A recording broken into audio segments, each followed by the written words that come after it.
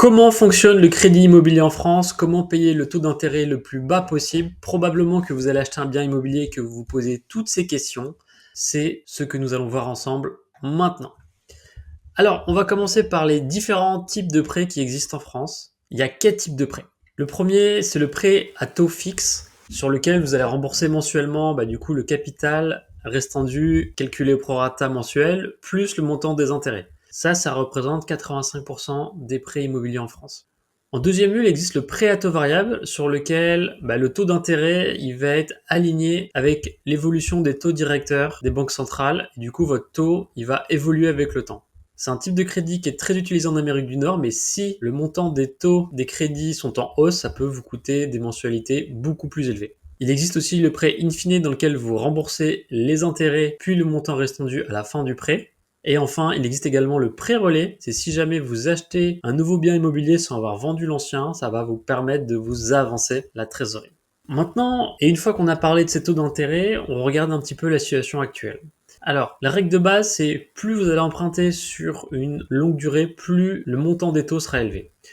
Par ailleurs, et en fonction de la qualité de votre dossier, tout le monde n'a pas accès au même pourcentage. Par exemple, en France et sur 2025, emprunter sur 15 ans, on est de l'ordre de 4%. Si on emprunte sur 25 ans, c'est plutôt de l'ordre de 4,4% pour les dossiers les moins intéressants. Et les personnes qui ont des dossiers un peu plus intéressants, et on reviendra dessus juste après, ils peuvent bénéficier de taux plus intéressants. Maintenant, quels sont les critères d'acceptation du dossier pour votre crédit immobilier? Alors, au minimum, les banques elles veulent un taux d'endettement maximum de 35%. C'est-à-dire que sur 1000 euros de revenus, elles ne souhaitent pas que vous ayez plus de 350 euros de crédit.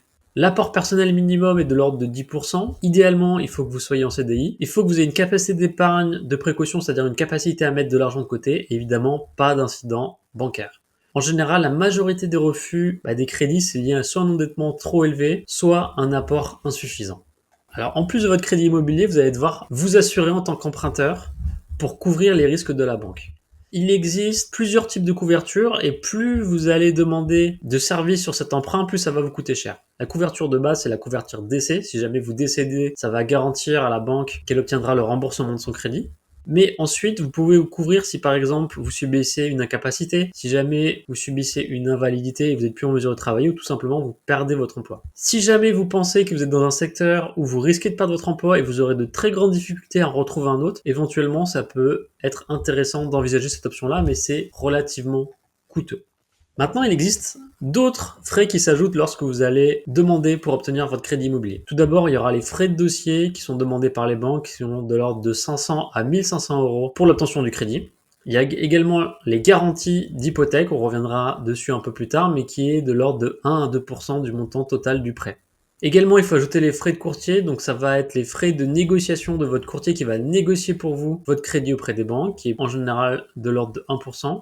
Et de surcroît, il faut ajouter les frais de notaire de l'ordre de 7 à 8% du montant du bien. Il faut savoir que c'est majoritairement des taxes qui sont collectées pour l'État et non de l'argent qui vont directement chez le notaire. À savoir qu'il existe de nombreuses aides et prêts que vous pouvez potentiellement obtenir, par exemple le prêt à taux zéro, s'il s'agit d'un premier achat avec un montant de salaire maximum à ne pas dépasser pour l'avoir, et ça peut représenter jusqu'à 40% du montant de l'achat du bien immobilier.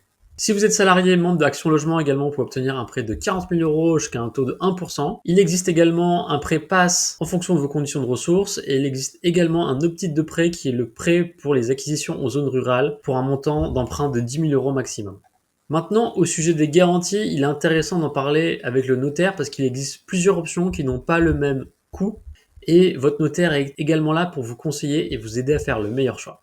Au sujet des documents nécessaires à mettre de côté, alors ce que je vous conseille, c'est de vous faire un fichier Excel et de mettre toutes ces informations en PDF parce que probablement vous allez devoir les envoyer à la fois à votre courtier et en plus par la suite aux établissements bancaires. Donc mettez votre carte nationale d'identité, le livret de famille, toujours en cours de validité évidemment, vos 3 dernières fiches de paye, les 2 derniers avis d'imposition, les 3 derniers relevés de votre compte bancaire, si jamais vous avez des comptes épargne également, indiquez-les. Et également, ajoutez-y le compromis de vente et vous pouvez y mettre tous les devis si jamais vous avez des travaux à réaliser. Maintenant, les banques, elles acceptent évidemment les documents qui sont numérisés. Au sujet de votre prêt, il faut compter en moyenne 2 mois pour l'obtenir. Au début, il va y avoir l'étude de votre dossier par le courtier qui va être envoyé aux différentes banques. Donc comptez entre 2 à 4 semaines. Puis vous aurez le retour des banques et vous allez choisir une offre. Vous aurez un délai de réflexion de 10 jours et en moyenne, les fonds seront débloqués sous 1 à 2 semaines. Donc ne perdez pas de temps. Dès que vous avez votre compromis de vente signé, foncez, mettez en place votre dossier. Comme je l'ai déjà dit, plus votre crédit va être long, plus le coût des intérêts sera important. Par exemple, si vous empruntez sur 15 ans au lieu de 25 ans, ça va augmenter vos mensualités de 33%, mais le coût total sera baissé de 40%. Alors évidemment, ça peut être intéressant si vous avez des gros revenus et une capacité à avoir un crédit de durée moins longue. Au sujet des options de remboursement, il est possible dans certaines mesures de faire évoluer le montant que vous allez rembourser chaque mois à la banque. Il peut y avoir la modulation, c'est-à-dire que vous allez augmenter ou diminuer le montant remboursé à la banque chaque mois. En général, c'est de l'ordre de 10% maximum. Il peut être aussi, par exemple, de 1, 2 ou 3 mois si jamais vous avez une situation personnelle qui le justifie. Il peut être également envisageable de faire un remboursement anticipé. Toutefois, ça n'intéresse pas réellement les banques qui vont vous facturer des pénalités. Et enfin, certaines banques proposent également un report. Sur le profil emprunteur, plus votre profil va être intéressant, moins il y aura d'incertitudes pour la banque, plus le montant de votre crédit sera faible. Par exemple, le profil idéal pour les banques, ce sont des personnes en CDI qui auront un apport faible.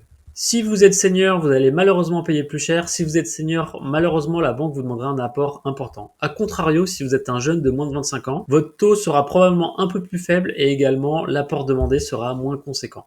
Pour conclure, il y a 4 points clés dans un crédit immobilier. Déjà, c'est le financement. Donc moi, ce que je vous conseille, c'est de comparer plusieurs banques et idéalement de passer par un courtier. Je vais mettre un lien sous la vidéo parce que vous pouvez gagner gros en comparant et en choisissant l'acteur le moins cher. Étudiez avec attention votre capacité de financement. Pensez que vous devez avoir un endettement maximum de 35% et surtout garder un petit peu d'épargne de précaution si jamais vous avez un coup dur. Pensez à l'assurance sur votre prêt immobilier. Essayez de comparer les acteurs. Vous pouvez changer chaque année d'assureur sur votre prêt et vous pouvez gagner un petit peu d'argent également sur ce biais-là. Et enfin, pensez à la durée de votre crédit immobilier. Plus c'est court, moins vous paierez cher, mais plus c'est long, plus c'est intéressant si jamais il y a de l'inflation.